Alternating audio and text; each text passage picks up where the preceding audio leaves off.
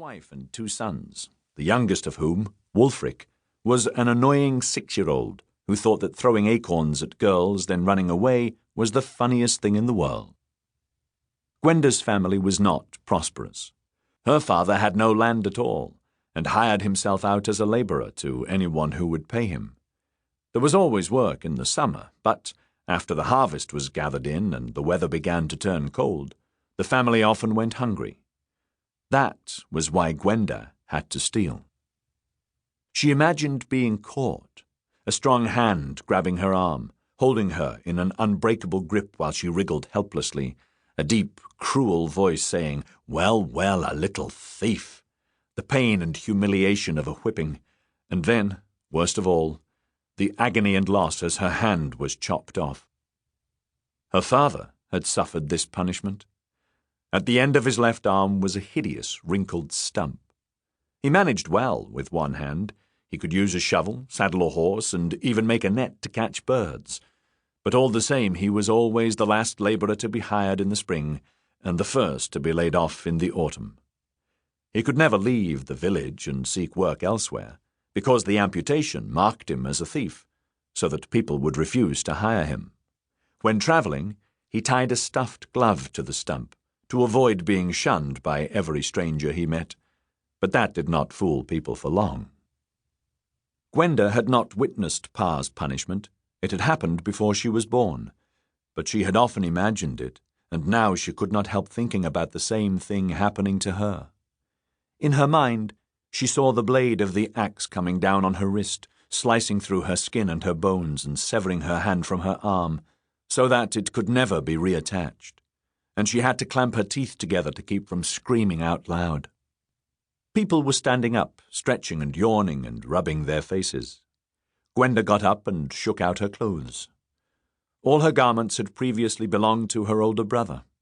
She wore a woolen shift that came down to her knees and a tunic over it, gathered at the waist with a belt made of hemp cord. Her shoes had once been laced, but the eyelets were torn and the laces gone, and she tied them to her feet with plaited straw. When she had tucked her hair into a cap made of squirrel tails, she had finished dressing. She caught her father's eye, and he pointed surreptitiously to a family across the way, a couple in middle age with 2 sons a little older than Gwenda. The man was short and slight, with a curly red beard. He was buckling on a sword, which meant he was a man-at-arms or a knight. Ordinary people were not allowed to wear swords. His wife was a thin woman with a brisk manner and a grumpy face. As Gwenda scrutinized them, Brother Godwin nodded respectfully and said, "Good morning, Sir Gerald, Lady Maud." Gwenda saw what had attracted her father's notice. Sir Gerald had a purse attached to his belt by a leather thong. The purse bulged. It looked as if it contained several hundred of the small, thin silver pennies, halfpennies, and farthings that were the English currency. As much money as Pa could earn in a year if he had been able to find employment. It would be more than enough to feed the family until the spring ploughing. The purse might even contain a few foreign gold coins, florins from Florence or ducats from Venice. Gwenda had a small knife in a wooden sheath hanging from a cord around her neck. The sharp blade would quickly cut the thong and cause the fat purse to fall into her small hand, unless Sir Gerald felt something strange and grabbed her before she could do the deed. Godwin raised his voice over the rumble of talk. "For the love of Christ, who teaches us charity, breakfast will be provided after the All-Hallows service," he said. "Meanwhile, there is pure drinking water in the courtyard fountain. Please remember to use the latrines outside. No pissing indoors." The monks and nuns were strict about cleanliness.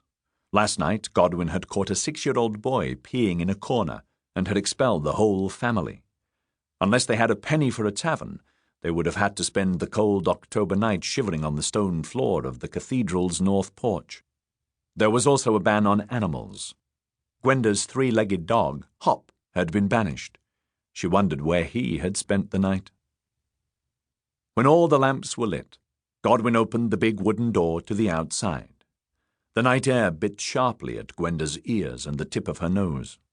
The overnight guests pulled their coats around them and began to shuffle out. When Sir Gerald